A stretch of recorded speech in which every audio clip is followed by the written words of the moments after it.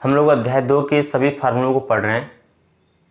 हम लोग जो है इस वीडियो में धारिता से संबंधित सभी फार्मूलों को पढ़ेंगे और इसके पहले वाले वीडियो में हम लोग जो है विद्युत विभव से संबंधित सभी फार्मूलों को पढ़ लिए हैं। यदि आप उसको नहीं देखे हैं तो मैं उसका लिंक जो डिस्क्रिप्शन बॉक्स में दे दिया हूँ, आप उसको पहले ज़रूर देखें ताकि इस चैप्टर के सभी फार्मूला आपको याद हो जाए। तो चलिए जो है हम लोग विद्युत धारिता से संबंधित जो फार्मूला है उन सबको देख लेते हैं फटाफट, समय को न गंवाते हुए। पहला जो इसमें है विद्युत धारिता। विद्युत धारिता का फार्मूला कितना होता है? ध्यान रखिए कि विद्युत धारिता को हम लोग दिखाते हैं C से और C बराबर होता है Q/V। ये फार्मूला होता है। C धारिता हो जाता है, Q आवेश हो जाता है और V क्या हो जाता है? विभव हो जाता है। ठीक है, ये फार्मूला हो जाता है। और धारिता का मात्रा कितना होता है? तो फैरड होता है। क्या होता है भाई? फैरड होता है, जिसको हम लोग क्या लिखते हैं? माइक्रो फैरड या पिको फैरड जो है समानता जो है इसका उपयोग किया जाता है। अब देखिए गोलीय चालक की धारिता। गोलीय चालक की धारिता मतलब कि धारिता का मतलब क्या होता है? तो किसी चालक की आवेश धारण करने की क्षमता को हम लोग गोलीय चालक की धारिता कहते हैं। क्या कहते हैं? किसी चालक की आवेश धारण करने की क्षमता को क्या कहते हैं?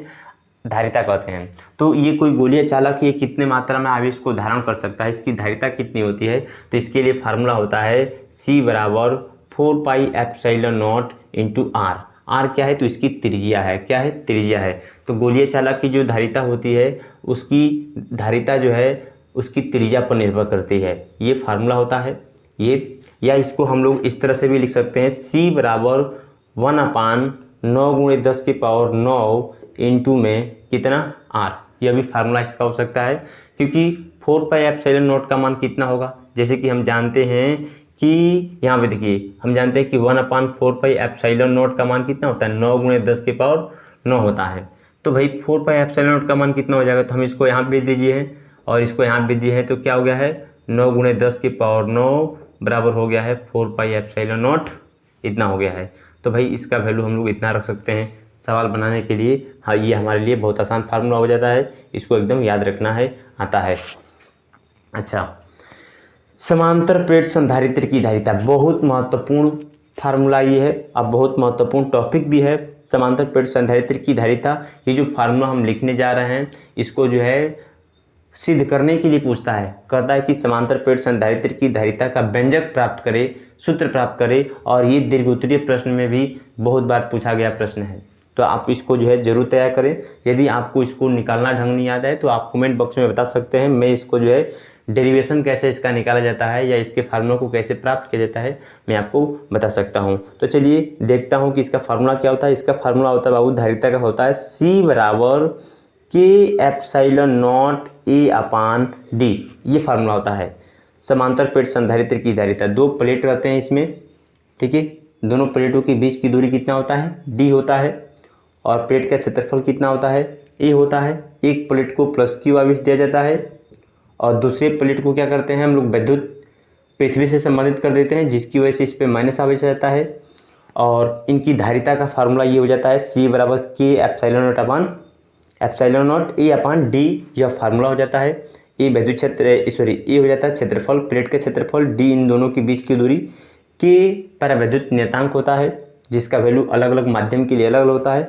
और ε0 पता ही है निर्वात की विद्युतशीलता कहलाती है, जिसका मान हम कितना रखते हैं? 8.85 × 10⁻12 यह होता है। ठीक है, तो देखिएगा समांतर प्लेट संधारित्र की धारिता का व्यंजक ये होता है, बहुत महत्वपूर्ण है। इस पर न्यूमेरिकल भी बहुत बार एग्जाम में जो है पूछा जा चुका है। अच्छा, इसी फार्मूला से संबंधित दो और फार्मूला भी होता है, इसको भी बहुत ध्यान से समझिए आप। क्या दिया है? कर कि आंशिक परावैद्युत युक्त समांतर प्लेट संधारित्र। समांतर प्लेट संधारित्र का मतलब होता है दो प्लेट एक दूसरे के समांतर रखी होती हैं, इसीलिए इसको समांतर प्लेट संधारित्र कहा जाता है। और इसके बीच जो है कोई परावैद्युत पदार्थ रखा गया। परावैद्युत पदार्थ का मतलब होता है एक तरह का ये अचालक पदार्थ होते हैं, रबड़ हो गया, अबरक हो गया, कागज हो गए, तो ये एक तरह से अचालक पदार्थ होते हैं। तो मान लीजिए इसमें जो है T मोटाई का रख दिया गया है और इन दोनों प्लेटों के बीच की दूरी कितनी है? D है।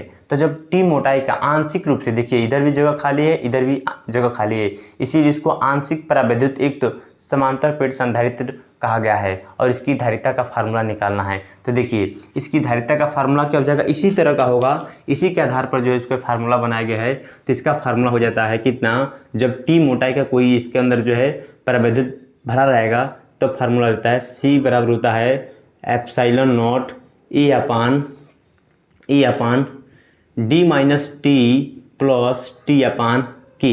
ये फार्मूला होता है। कितना याद रहेगा फार्मूला कितना है?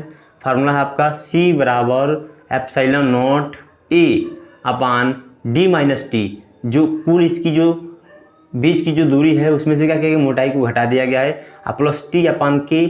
यह जो है इसकी फार्मूला होती है, याद रखेंगे, बहुत महत्वपूर्ण। D दोनों के बीच की दूरी है, T इसकी मोटाई है और K परावैद्युतांक होता है, ये हमें याद रखना है।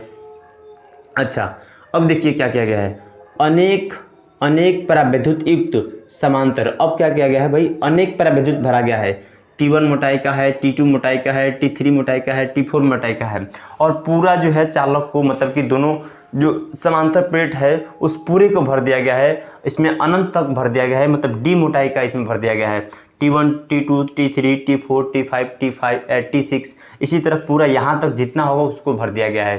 ठीक है, तो इसकी धारिता कितनी हो जाएगी, तो अनेक परावैद्युत युक्त समांतर प्लेट संधारित्र की धारिता कितनी होती है, तो इसके लिए जो है समझेंगे ध्यान से। फार्मूला कितना होगा, इसका फार्मूला हो जाएगा धारिता का C बराबर हो जाता है कितना, एप्सिलॉन नॉट इंटू ए अपान, देखिए क्या होगा, D माइनस टी। अब D माइनस टी तो हम लिखेंगे नहीं, क्योंकि T1 plus T2 plus T3 है, तो T के जगह पे सबको हम जोड़ देंगे। T के जगह पे सबको जोड़ेंगे, T1 plus T2 plus T3 dot dot ऐसे कर देंगे प्लस में। ठीक है, अच्छा, उसके बाद से क्या है उसके बाद से क्या है, T1 अपान K1 प्लस T2 अपान, फार्मूला इसका, हाँ, T1 अपान K1, T2 अपान K2 प्लस T3 अपान K3 डॉट डॉट ऐसे ही और फार्मूला इसके हो जाएंगे। ठीक है, तो इस तरह से हम लोग जोड़ते हुए चले जाएंगे।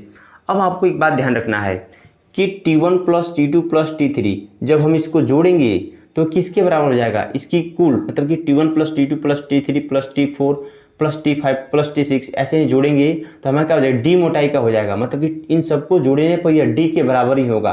तो देखिए D है यहाँ पे, यह भी जोड़ने पर क्या होगा, D ही होगा, तो इसलिए क्या होगा, हम D में से D को घटाएंगे तो क्या बचेगा, 0 बचेगा, तो हम इसको 0 भी मान सकते हैं अगर यह इस तरह से भरा हो तो हमारा फार्मूला कितना हो जाएगा, एप्सिलॉन नॉट ए अपान, ये तो 0 हो जाएगा पूरा, तो हो जाएगा हमारा T1 अपान K1 प्लस T2 अपान K2 प्लस T3 अपान K3 प्लस डॉट डॉट ऐसे ही और भी जो होंगे परावैद्युत जो होंगे उनको हम क्या कर देंगे, ऐसे ही जोड़ देंगे।